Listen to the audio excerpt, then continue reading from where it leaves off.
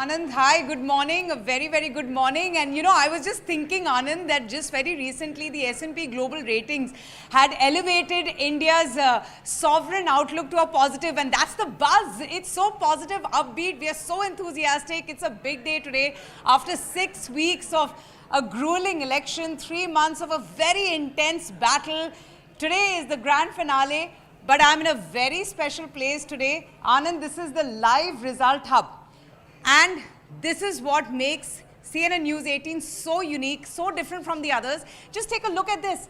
Look at this is like a mini India out here. You have all the states, and most interestingly, you have everyone, experts here, who just not only know the candidates and the constituencies, but they know the political dynamics of every state. And we're going to keep a very close track.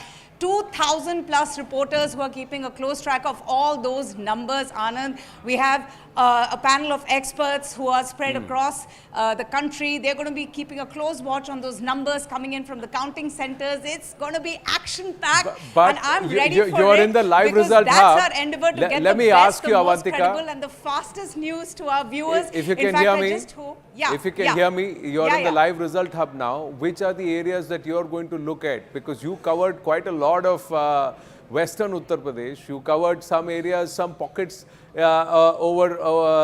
across the other parts of the country also. So you were in Odisha also. So let's understand from you, what is the contest that you are looking for, and which is the bench or the desk that you are leading to? Each state, each union territory has a different area marked out in the live result hub. We can see that. Yep. You just crossed Madhya Pradesh. Yeah. Oh, definitely, Anand, definitely. I'm going to keep a very close watch on the southern belt, and you're right, I spent a lot of time in Uttar Pradesh and in Odisha. A lot of things are changing in Uttar Pradesh. Odisha is going to be a very big one, very exciting. I'm really, very curious to know what happens out there. It's going to be a very fierce contest between the BJP and the BJD. They're no longer friends. They're clearly foes this time around. And of course, this southern belt, we'll have to wait and watch if the BJP and all the effort that the Prime Minister has made to kind of breach that southern fortress.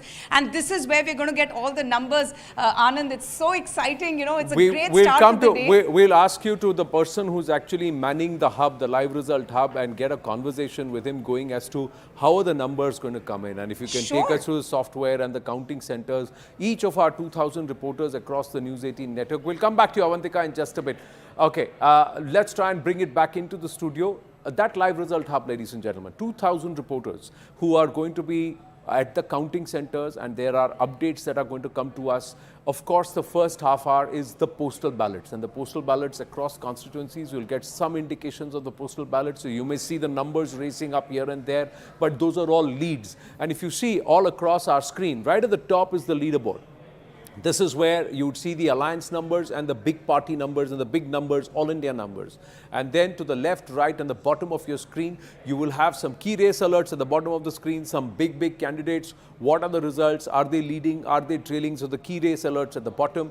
And to the left and right of the screen, we will be rolling and scrolling each of the states with the leads and the states. So Uttar Pradesh, Assam, Gujarat, MP, Tamil Nadu, AP now, and then it just toggles into Bihar, Odisha, Rajasthan, Maharashtra, Karnataka, Kerala, and then it will toggle again to the rest of the seats. So West Bengal, come back again, Gujarat, Madhya Pradesh. So these will continue. The only place the leaderboard is already active is Gujarat because of that Surat seat which went uncontested to the BJP. Dr. Jitendra Singh is in the picture. That's another interesting fight that was made out to be in Udhampur, but he's confident he will retain Udhampur. Jammu and Kashmir elections. How important and significant is it that the voter turnout is near about 40% across those 5 Lok Sabha constituencies, and some of them it's more, and voters coming out to say that we've never thought this is how democracy works or voting and polling works. And we'll get into the Mahila, OBC and the youth aspects that we put out of the, after that. Yes, Jammu and Kashmir. The valley seats, very significant. 50% plus voter turnout in the valley.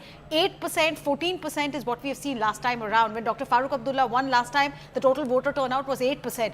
That's not the kind of democracy that you really want.